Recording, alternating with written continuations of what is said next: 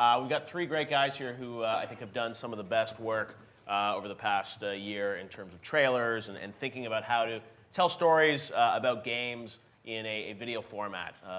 Myself, coming from the press side, I've written about games for about 15 years, and 15 years ago, the idea of a trailer for a game was, didn't really even exist. At best, it was probably a bunch of gameplay clips, cut quickly to a rock track, and that was sort of the trailer with a big logo reveal at the end. And now people are doing, amazing cinematic storytelling with their trailers, in part because the assets are so fantastic. But there's, 15 years ago, it was really about the screenshots and it was about the text, about stories. And now I think, we've seen this huge video revolution.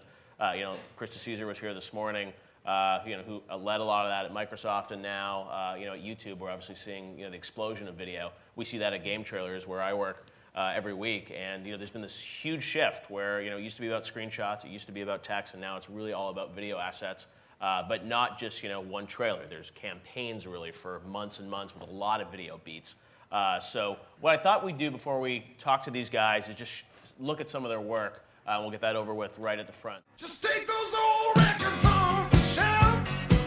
I sit and listen to them by myself. Today's music ain't got the same song. But I like variety. 83 bands, all kinds of rock.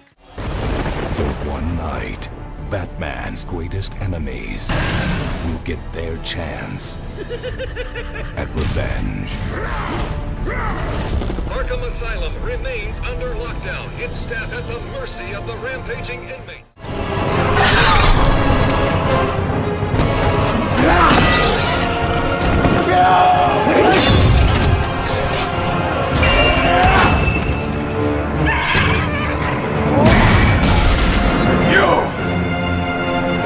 You did this to me!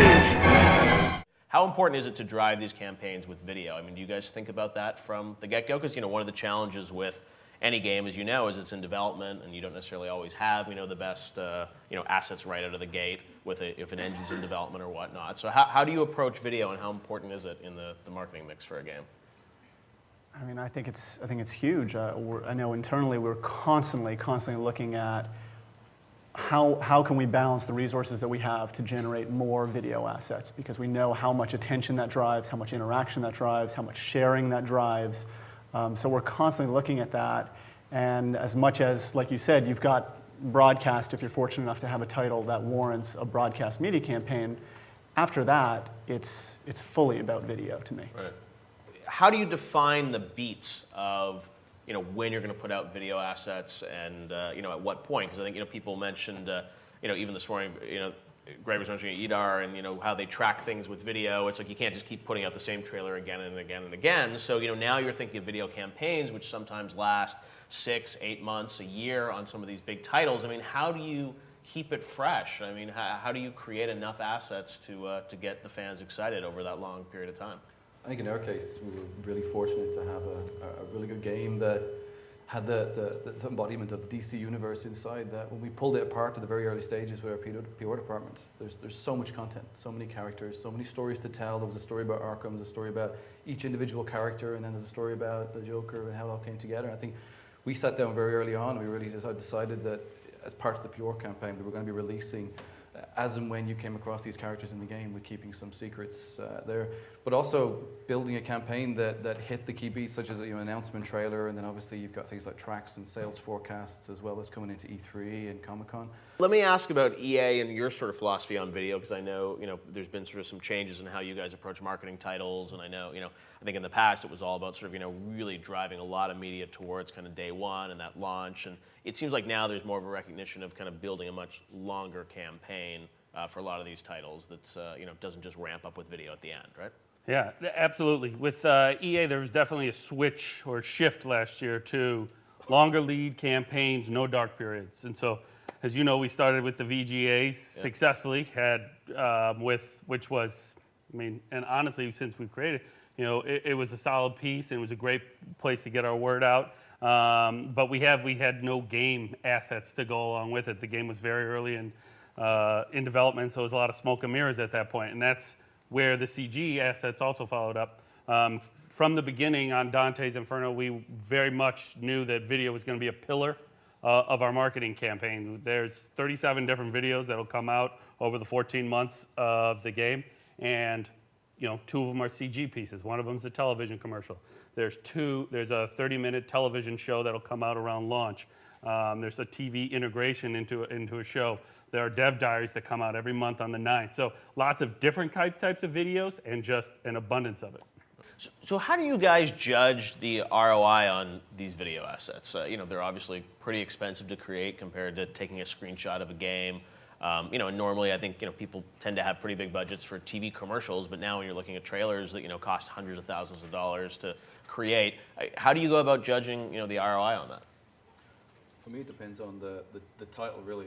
Batman was a given that the forecasts demanded that amount of assets. You couldn't convince the market with a title like that and expect to do 4 or 5 trailers. So Right. I think it all really depends on, we all know, what we're expecting in Metacritic and what we expect to get in forecast sales. So really, from my perspective, it all boiled down to that. We assigned an amount of creative spend and made the decision that the story we had to tell in each asset wouldn't be just sending out a good screenshot polished. Each character had depth, and therefore, I think when we rolled it all up, we were looking at probably about 15 trailers from start to finish. We knew we had to make before we start making those kind of secondary and tertiary trailers. So, in terms of return on investment, you never know, because you never know how well the trailer is going to be received. You never know the timing. We place it the best we possibly can, but I think everybody knows when they have a good game on their hand that it's worth putting out as many assets in a timely manner in the right place. Ryan, I know you guys have been putting out a lot of like DJ Hero. I mean, there are lots of now clips of gameplay and whatnot that we're putting on game trailers, and there's lots of stuff going out. How do you guys? I mean, do you literally have? I mean, do you plan this out months in advance in terms of the schedule, or is it a lot less predictable than that? That's perfectly planned. Always Exactly. goes No, according to exactly. plan. No, I think it's this combination of flexibility and discipline. You really want to develop a plan, and you hope that things work accordingly, and they build that ramp. But at the same time, I'll work with our team and say, look, we can do X video for X dollars, but would we rather do that somewhere else? What would you do with that money? Right now, all things being equal, and challenging the team to think about those things. So I'll give you a real example about DJ Hero being kind of a semi-new IP. That educating people on what your IP represents is always a challenge. And if you don't see the pickup, what else can you layer on, and how quickly can you adapt? And so we had another activity that was very grassroots marketing, very club-oriented, and reaching out there. And we sat down, made a hard decision, say, you know what? No, I want that money back for video. And small cancellation, unfortunate, but always understanding the priority. And I think, as I said at the outset, video very quickly rises back. It stays on that top priority. Very rarely does it fall off that pedestal of what video can do if you do it well. And so you just need to have that cold, hard look that say, yeah, I know I really wanted to do that other tactic, but I need it. I need more video. So you got to be able to adapt.